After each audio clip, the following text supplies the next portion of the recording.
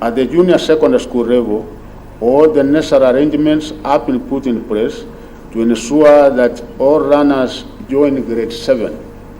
His Excellency the President of the Republic of Kenya, Dr. William Ruto, has directed that the National Treasury set aside 15,000 per annum as capitation to facilitate free running in all our public schools. In total, the government will spend Kenya shillings 9.6 billion for the runners in a junior secondary school this current year. It therefore means that no school should charge any fees for grade 7 runners unless such schools are reporting wings. I want to repeat, as you are aware, the amount that the government has been giving for secondary schools in the form of capitation is 22,244. And for primary, the amount of capitation that the government has been giving is 1,420.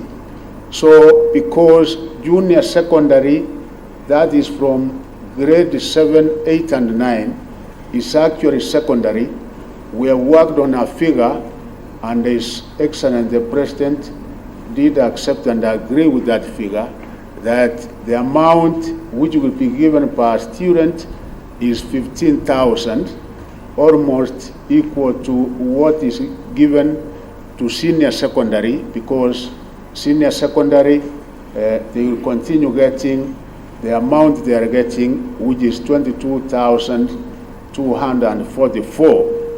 The Teacher Service Commission is in the process of recruiting 30,000 teachers, new teachers, the majority of whom will be attending to runners in the junior secondary school level. And in this, we want to assure the country that we have enough teachers. In actual fact, we have quite a number of graduate teachers based at our primary school level, and those teachers that are already in primary schools who are graduates will be teaching in junior secondary schools, and they have accordingly been prepared for the same. And also the number of teachers we are recruiting, a number of them will be graduates who will be posted to junior secondary schools. So the issue of lack of teachers to teach in junior secondary school does not arise, and they have also been accordingly prepared to undertake this particular assignment.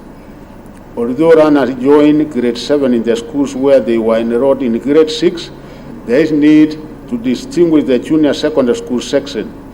As I said, a decision has been made that parents and boards of management agree on the new uniforms for junior secondary school runners.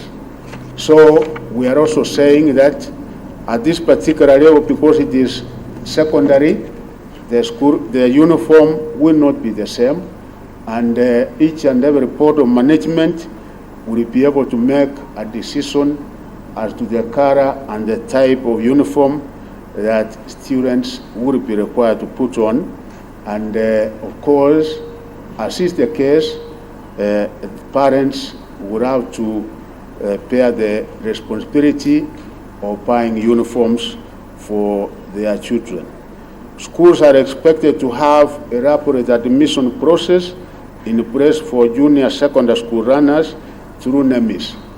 On its part, the government will maintain its capitation per student in all public secondary schools at the Kenya shillings 22,244, and as I said, this is for senior secondary. For lower, that is junior secondary, the figure is 15,000. The runners joining grade 7 shall report their respective junior secondary schools on 30th January 2023.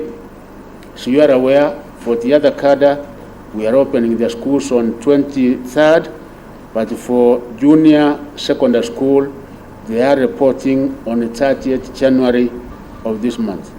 To national schools, we have a total of 106 national schools, as you are aware, in the entire country.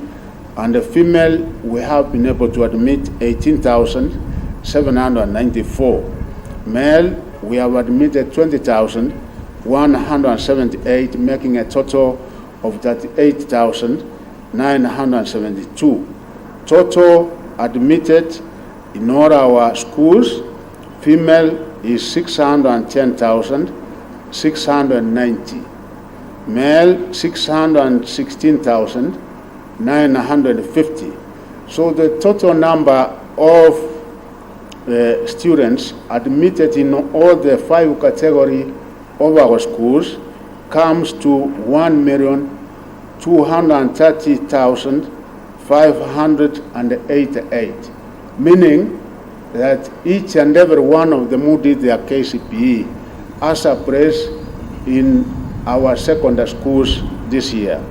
Parents can also be able to get the schools that their children have been taken to by indicating their country's index number 22263. So from right now, as we conclude this, one will be able to know which particular school he or she has been admitted to. The reporting period for all 2023 Form 1 students will be from 6th February 2023 to 13th February 2023.